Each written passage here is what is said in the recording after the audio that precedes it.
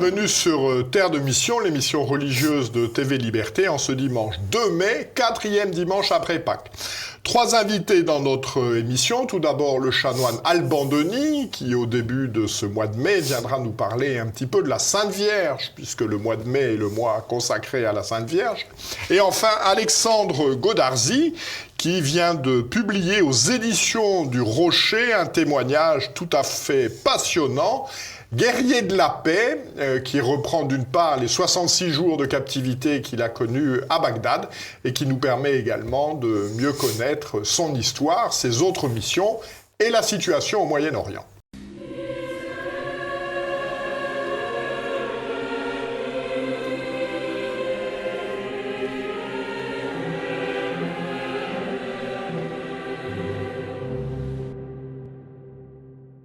Bonjour Monsieur le chanoine. Bonjour Jean-Pierre. Vous êtes prêtre de l'Institut du Christ-Roi souverain prêtre en apostolat à Limoges. Oui, tout à fait. Et vous venez en début de ce mois de mai nous parler du rosaire, puisque le mois de mai est traditionnellement consacré à la Sainte Vierge. Alors quelle est l'origine de cette dévotion à la Sainte Vierge, en particulier au mois de mai ? Alors d'abord, avant de répondre plus précisément à votre question, je crois qu'il y a une chose qui est très importante, c'est de dire que c'est un grand honneur toujours pour un baptisé de parler de la Sainte Vierge, de Notre-Dame, d'évoquer celle qui est la mère de Dieu, des anges et des hommes.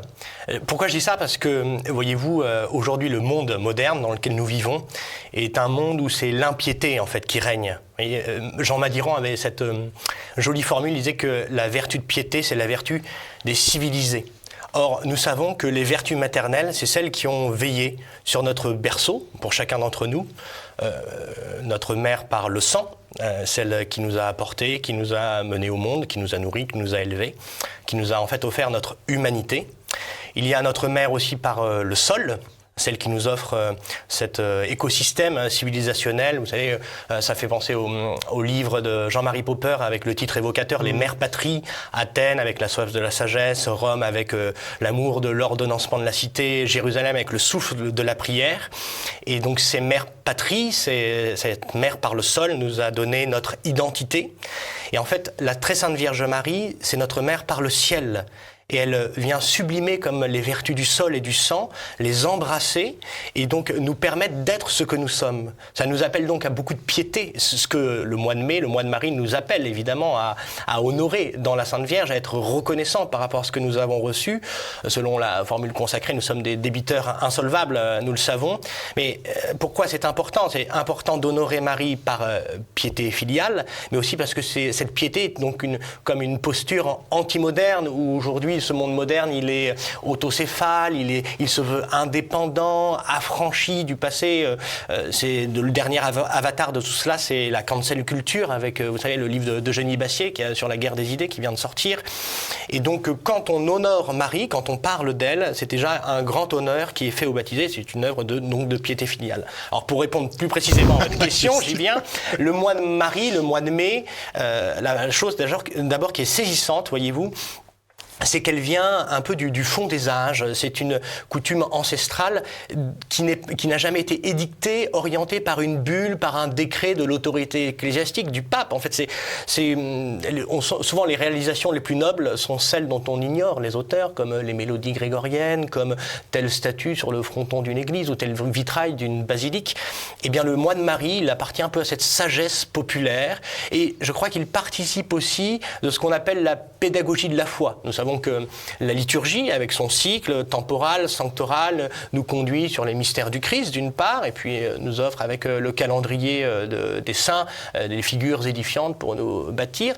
Mais il y a aussi cette coutume dans l'Église, cette pédagogie de la foi qui vient orienter, fixer notre regard, certains mois, sur certaines thématiques particulières, le mois de novembre avec le mois des défunts, puisqu'il y a la commémoration des fidèles défunts, le 2 novembre, le mois de septembre, le mois des saints anges, le mois des anges, avec le 29 septembre, la fête de Saint-Michel-Archange, le mois de mars, évidemment, le mois de Saint-Joseph, etc. Et ce qui est intéressant pour le mois de Marie, c'est qu'originellement, il n'y a pas de fête mariale qui tend à justifier le choix de ce mois de mai. Ce n'est qu'après que Pie XII, en inscrivant au calendrier liturgique liturgique, la fête de Marie-Reine, va comme adouber liturgiquement cette coutume ancestrale qui vient du fond des âges, qui fait que le peuple chrétien a honoré Marie ce mois de mai. Alors, pourquoi le mois de mai ? Eh bien que ce mois de mai, voyez-vous, il est fiché au cœur du printemps.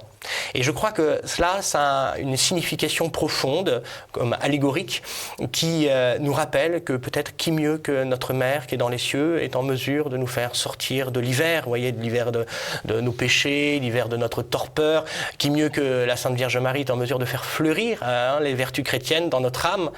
Je ne résiste pas à la tentation de citer Maître Tixier-Vignancourt dans sa plaidoirie célèbre qui a sauvé la tête du général Salan, nous le savons. Le pouvoir gaulliste voulait la peine capitale pour le général putschiste et son procès a lieu au mois de mai 1962. Et à la finale de cette plaidoirie, Maître Tixier-Vignancourt a cette formule et s'adresse au procureur général et lui dit « On ne peut jeter une ombre de deuil dans le printemps de Marie ». Ben voilà. Le mois de mai, vous voyez, c'est pour chaque chrétien, pour chaque baptisé, pour chaque fils de l'Église, l'occasion d'essayer de refuser de jeter une ombre de deuil dans notre vie intérieure, mais au contraire de s'ouvrir au printemps, à la grâce, au soleil, au sourire finalement que Marie, la Sainte Vierge, dépose dans notre âme. Voilà. Alors comment est-ce que ça se concrétisait dans la vie des paroisses ? Alors dans la vie des paroisses, finalement il ne s'agit pas d'aller chercher midi à 14h, d'essayer de... Finalement la grande audace pastorale, c'est d'être fidèle à la grande tradition de l'Église, voyez-vous, et les prêtres invités principalement dans leur prédication dominicale, le peuple chrétien à honorer d'une façon particulière la Vierge. Ça pouvait se traduire dans les liturgies un peu domestiques, familiales, avec des cantiques populaires qui étaient récités, avec l'invitation de méditer les litanies de la Sainte Vierge. Il y avait des petites récollections, certaines fois le samedi, des processions. En ce moment, c'est un petit peu plus compliqué, on en conviendra. Il y avait aussi l'invitation à la récitation du chapelet. Et puis, finalement, ce mois de Marie pouvait se résumer en somme, pour le peuple chrétien, à faire sien les vers du poète, et pour vous, Jean-Pierre, j'ai révisé mes classiques. Voilà, je ne veux penser qu'à ma mère Marie, siège de la sagesse et source du pardon, mère de France aussi, de qui nous attendons inébranlablement l'honneur de la patrie, les vers de Verlaine que nous connaissons, qui sont magnifiques du reste. Donc c'est un peu cela, mais surtout le mois de Marie, c'est quand même le mois où on s'applique à réciter le chapelet, le rosaire. Alors, le chapelet, le rosaire, quelle est son origine ? Alors, ça c'est très parlant pour notre temps un peu de désolation, qui n'empêche pas la vertu d'espérance, bien entendu. Mais l'origine du rosaire, c'est une origine miraculeuse. On peut la dater précisément. On est en 1214, à l'aube du XIIIe siècle. Le XIIIe siècle qui voit fleurir la figure de saint Thomas d'Aquin, de saint Louis. Mais comme 1214, c'est Bouvines, quelle année ? Et 1214, c'est surtout Saint-Dominique, qui se trouve au sud de Toulouse, dans la forêt. Et sûrement, vous voyez, je pense, s'il n'y avait pas eu Saint-Dominique, il n'y aurait peut-être pas eu les saints qu'il y a eu après, puisqu'on est vraiment au tout début du XIIIe siècle, ils arriveront après, les deux que j'ai cités. Et là, dans la forêt, il fait pénitence. Il passe des nuits d'angoisse, de larmes, de souffrance. Pourquoi ? Parce qu'il est tourmenté par le salut des âmes. C'est une grande question pour chacun d'entre nous. Est-ce que nous sommes tourmentés du salut de notre prochain ? Quand nous voyons tant de péchés qui nous entourent, et aussi les nôtres, il faut l'avouer. Et finalement, Saint Dominique va prier et la Madone va lui apparaître avec 3 princesses du ciel. Elle va lui dire « Dominique, tu laboures une terre qui n'a pas été arrosée par la pluie. » Et cette pluie, c'est la pluie des Ave Maria. Puisque nous le savons, le fiat de la Très Sainte Vierge, de la salutation angélique, a mis le feu aux poudres de notre rédemption, en quelque sorte. Et donc, la Sainte Vierge lui révèle les mystères du rosaire, avec les mystères joyeux, douloureux, glorieux, qui invitent Dominique à nourrir, à instruire les hommes et surtout à les inviter à prier ce rosaire qui est une œuvre missionnaire par excellence, et après il deviendra cet apôtre infatigable et il va surtout bâtir cette grande famille dominicaine qui transmet la vérité contemplée. Voilà. Alors quels sont les fruits de la méditation du rosaire ? Alors le fruit de la méditation du rosaire, déjà la grande grâce du chapelet, je crois, c'est il n'y a qu'une mère, voyez-vous, pour faire cela, c'est qu'elle réunit les petits, les humbles, les sans grade et les grands. Ça unit la prière du chapelet tant le jeune novice qu'à son père abbé, que le petit écolier au chef d'entreprise, que sais-je encore, que l'humble fidèle qui est tout juste converti à l'éminent théologien, ils sont tous rassemblés dans une unique prière. Cette prière a cette vertu que c'est déjà une prière litanique. Nous le savons, c'est la forme la plus ancestrale, la fondamentale de la prière. C'est par répétition, nous ne sommes pas des anges, nous ne pouvons pas fixer notre regard regard continuellement sur un même mystère. Il faudra attendre l'éternité bienheureuse du ciel si on y arrive, mais c'est par la répétition finalement, dont Gérard disait d'ailleurs à ses novices que cette répétition des Ave Maria, la récitation du rosaire n'a pas tant vocation à instruire les âmes qu'à saisir et capter le mouvement de l'âme, si vous voulez, comme une houle apaisante qui accompagne le sillage d'un navire. Voilà. Alors après, le père de Montfort aura cette formule tout à fait audacieuse que seuls les saints peuvent se permettre. Et il dira que par la prière du rosaire, Marie, en quelque sorte, engendre Jésus en nous. Voilà. C'est très beau, je crois. Et saint Charles Borromée, de mémoire, disait aussi que la prière la plus divine après le saint sacrifice de la messe, c'était la prière du rosaire. Donc elle est accessible à tous, c'est le psautier du pauvre. On dira 150 Je vous salue Marie, tout le monde le sait, enfin 150 psaumes. Voilà. Merci beaucoup, Monsieur Chanoine, et j'espère que ces éléments nous permettront à tous de bien profiter de ce mois de mai dans la dévotion à la Sainte Vierge. Merci.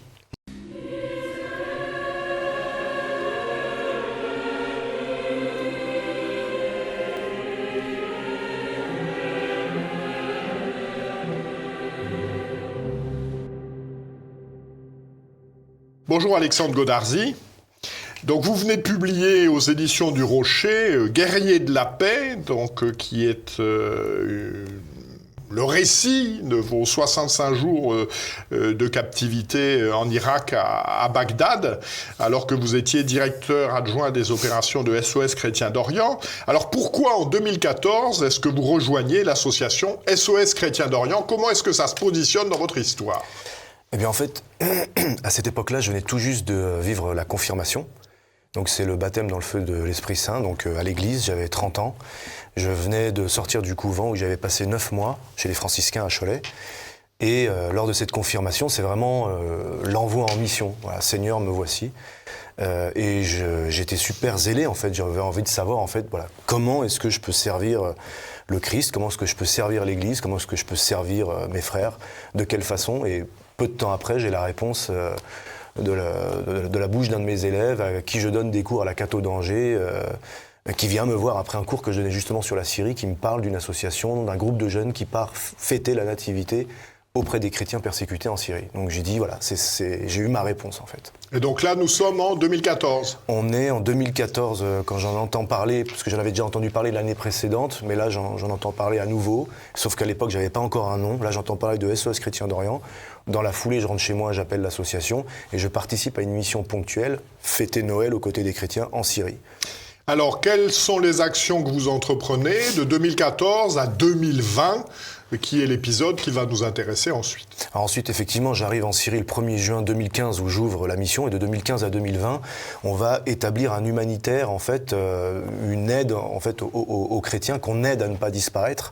On les aide à se réenraciner, à reconstruire leurs maisons, leurs églises, pour les ramener d'où ils viennent, dans les différents villages qui viennent tout juste d'être libérés de Jabhat al-Nosra à l'époque par l'armée syrienne et le Hezbollah libanais. Mais il y a une autre menace qui arrive de l'Est, c'est Daesh. Donc on est toujours un petit peu dans cet entre-deux, on est toujours un petit peu dans une forme d'instabilité en termes de sécurité, mais on peut reconstruire. En revanche, quand on est à Alep, au même moment, on est complètement sous les bombes, sous les obus, etc. Donc on est davantage dans un humanitaire d'urgence. Apporter de l'eau, apporter des vêtements chauds, des poêles à mazout, apporter à manger, apporter du matériel médical par container. En fait, tout ce qui peut aider les gens à subsister face à la mort, en fait. Et également tout ce qui concerne des projets axés sur le culturel, l'éducatif, aider les jeunes à ne pas perdre le haut niveau en fait, d'éducation dont ils bénéficient dans des établissements tenus justement par des prêtres, dans des établissements privés. Donc on les aide à ne pas perdre leur niveau, à ne pas laisser en fait un pays sans jeunesse, sans élite, puisque les élites, la plupart d'entre elles, ont fui dès le début de la guerre. Donc il ne faut pas laisser en fait cette misère économique être comblée par une misère intellectuelle, une misère culturelle. Donc on essaye en fait d'entretenir tout ça, cette éducation, en donnant un petit pécule à des jeunes universitaires qui vont pouvoir aider les plus jeunes qui passent le baccalauréat. On se soucie aussi de tout ça. Et ça rayonne pour le bien commun, parce que souvent, même les musulmans profitent en fait de tout ce qu'on apporte aux chrétiens. Alors, venons-en à votre détention. Comment est-ce que ça s'est passé? Quelles en sont les circonstances? Quel rôle a joué la prière? Est-ce que ça a ébranlé ou conforté votre foi? Alors, Effectivement, quand on est enlevé, tout se passe très très vite. Donc là, on est en janvier 2020. Le 20 janvier 2020, exactement. On est 17 jours après la mort d'un général iranien très important, Qassem Soleimani, et de son lieutenant irakien, Abu Mahdi el-Mohandes.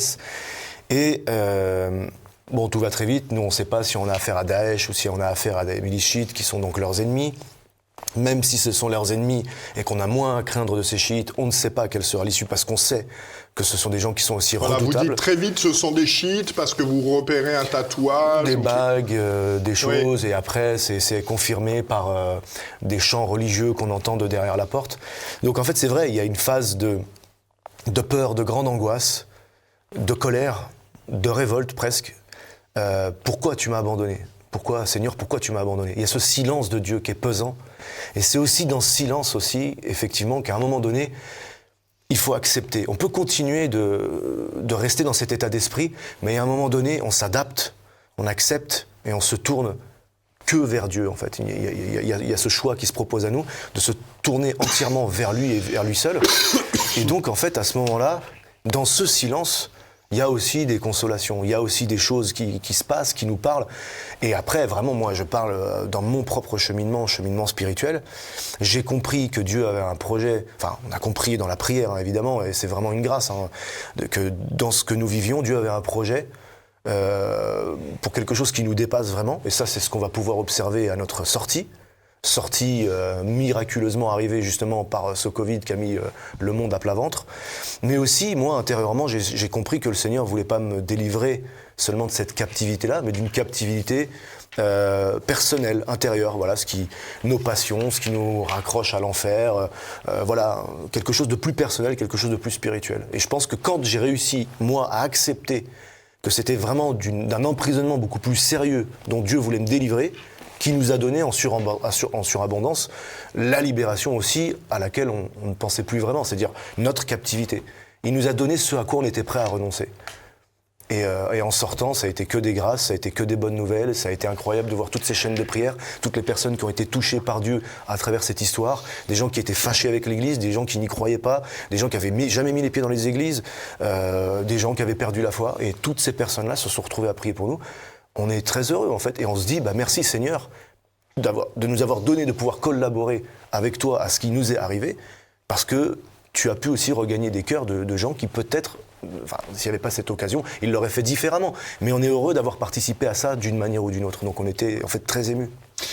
Alors au-delà du récit de votre détention, qui est très émouvant, ce que l'on vient d'entendre de votre bouche, il y a deux réflexions qui m'ont frappé. À un moment donné, vous citez Monseigneur Daoud, donc archevêque syriaque orthodoxe de Mossoul. Donc Mossoul, c'est la plaine de Ninive, qui vient faire des conférences en France.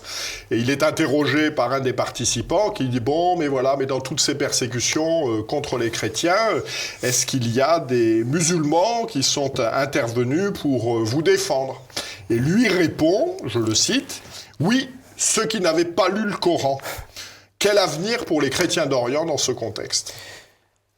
C'est un avenir qui est évidemment très sombre, puisque les chrétiens, leur nombre a diminué ostensiblement. Pour rappel, avant 2003, en Irak, avant l'intervention des États-Unis, les chrétiens sont à peu près 2 millions. Aujourd'hui, ils sont à peine entre 200 et 300 000. Voilà, 20 ans de guerre civile, ce que ça a donné, un chaos, un vide politique à tous les niveaux, un repli confessionnel, et c'est tout de suite les chrétiens qui en ont payé les frais. Donc ils ont souffert doublement, l'intervention américaine, plus les conflictualités entre musulmans et eux qui subissent les dommages collatéraux.